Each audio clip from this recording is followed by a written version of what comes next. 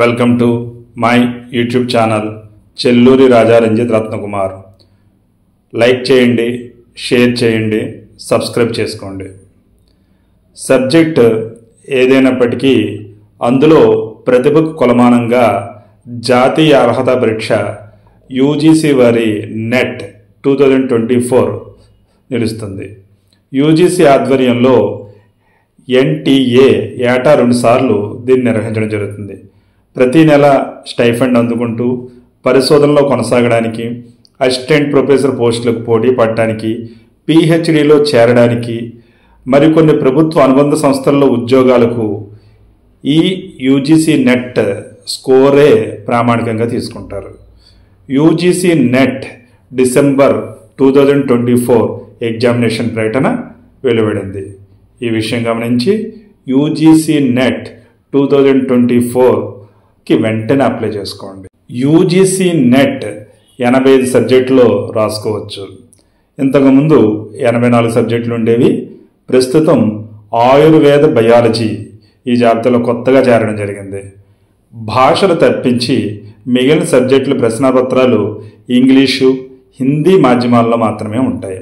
అంటే ఏ లాంగ్వేజ్లో చదువుకున్నా, ఏ మీడియంలో చదివినా అన్ని సబ్జెక్టులు ఇంగ్లీష్ మీడియం లేదా హిందీ మీడియంలో మాత్రమే ఉంటాయి.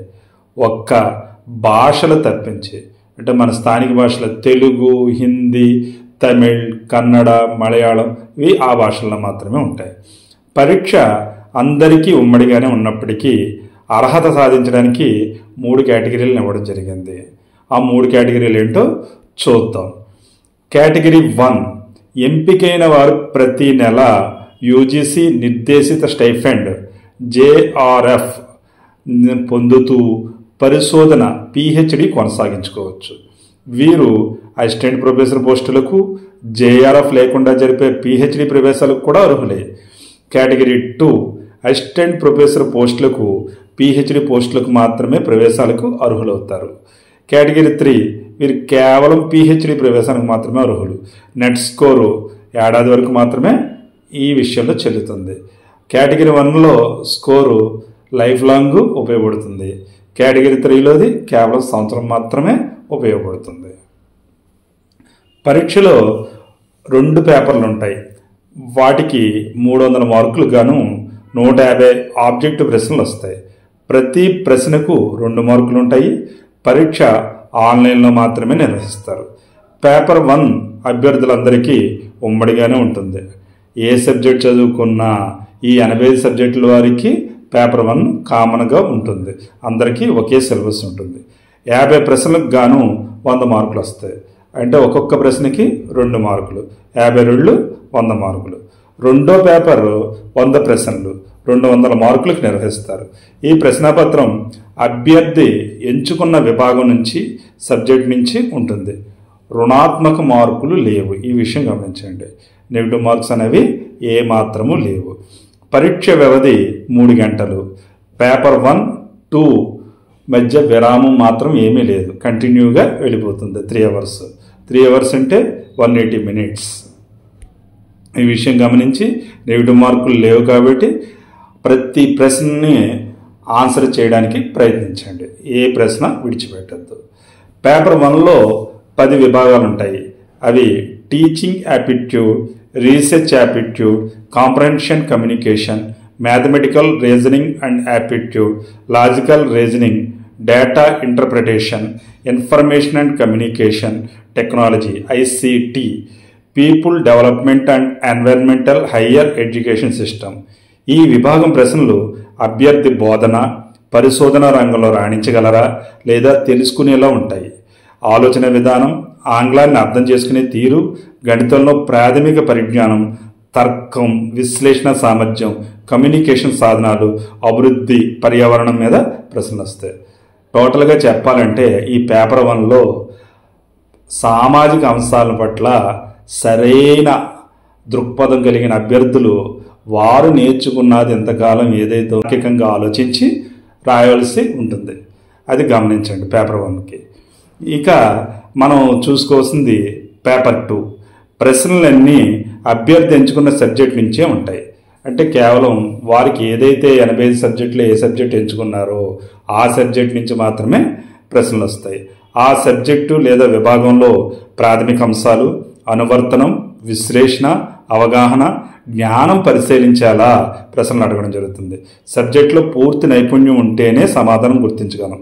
ప్రతి అంశాన్ని విస్తృతంగా చదవాలి, సూక్ష్మ స్థాయిలో కూడా చదవాలి. అంటే ప్రతి విషయాన్ని కూలంకషంగా చదవాలి. అయితే ఇక్కడ ఒక విషయం గమనించండి, ఏ ప్రశ్నకైనా జవాబు రాకపోయినా తార్కికంగా ఆలోచించి ఖచ్చితంగా ఆన్సర్ చేయండి. ఎందుకంటే నెగిటివ్ మార్కులు లేవు, రుణాత్మక మార్కులు లేవు.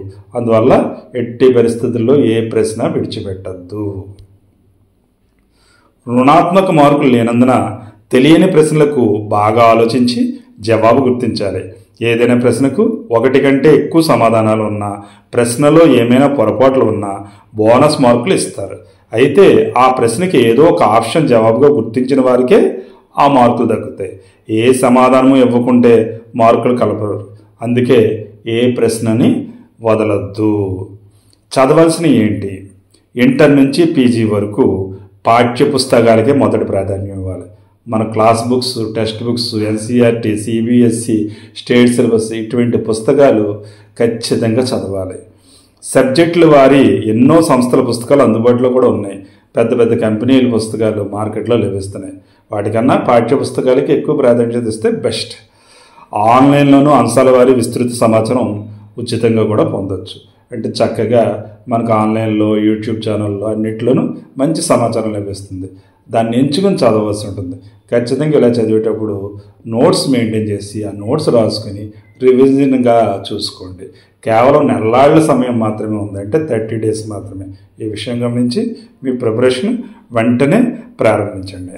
ఇంకా ముఖ్య సమాచారం ఏంటంటే, ఈ పరీక్షకు సంబంధించి విద్యార్హతలు సంబంధిత సబ్జెక్టులో 55% మార్కులతో పీజీ ఉత్తీర్ణత సాధించి ఉండాలి. వయసు వచ్చి అసిస్టెంట్ ప్రొఫెసర్కి అర్హత పొందడానికి, పిహెచ్డి ప్రవేశానికి వయసు నిబంధన అంటూ ఏమీ లేదు. గరిష్ట వయో పరిమితి అంటూ లేదు. ఏ వయసు వారైనా ఆసక్తి కలిగి ఉండి సబ్జెక్టు మీద నైపుణ్యం కలిగి ఉంటే ఖచ్చితంగా రాసుకోవచ్చు. ఆన్లైన్ దరఖాస్తులు 2024 డిసెంబర్ 10 వరకు అప్లై చేసుకోవచ్చు. అంటే లాస్ట్ డేట్ 10th డిసెంబర్ 2024. దీని యొక్క ఫీజు జనరల్ అభ్యర్థులకు 1150 రూపాయలు గాను, ఓబీసీ, నాన్ క్రిమిలేయర్, ఆర్థికంగా వెనుకబడిన వర్గాల ఈడబ్ల్యూఎస్ వారికి 600, ఎస్సీ, ఎస్టీ, దివ్యాంగులకి, థర్డ్ 325 రూపాయలుగా నిర్ణయించడం జరిగింది. అదనపు ఛార్జీలు కూడా ఉంటాయి, చూసుకోండి. పరీక్షలు 2025 జనవరి 1 నుంచి 19 వరకు నిర్వహించడం జరుగుతుంది. ఇది ఆన్లైన్లో నిర్వహణ జరుగుతుంది కాబట్టి ఖచ్చితంగా మీరు ఆన్లైన్ అప్డేట్స్ చూసుకుంటూ ఉండండి. ugcnet.nta.ac.in అనే దానికి అఫీషియల్ వెబ్సైట్ ఇది. దీనికి మాత్రమే లాగిన్ అయ్యి మీ ఆన్లైన్ అప్లికేషన్ సబ్మిట్ చేసుకుని ఫీజు చెల్లించి మీ ప్రిపరేషన్ కొనసాగించండి. ఈ విషయం గమనించుకుని చక్కగా విజయం సాధించాలని కోరుకుంటూ మీ Chelluru Ratnakumar. Thank you. All the best.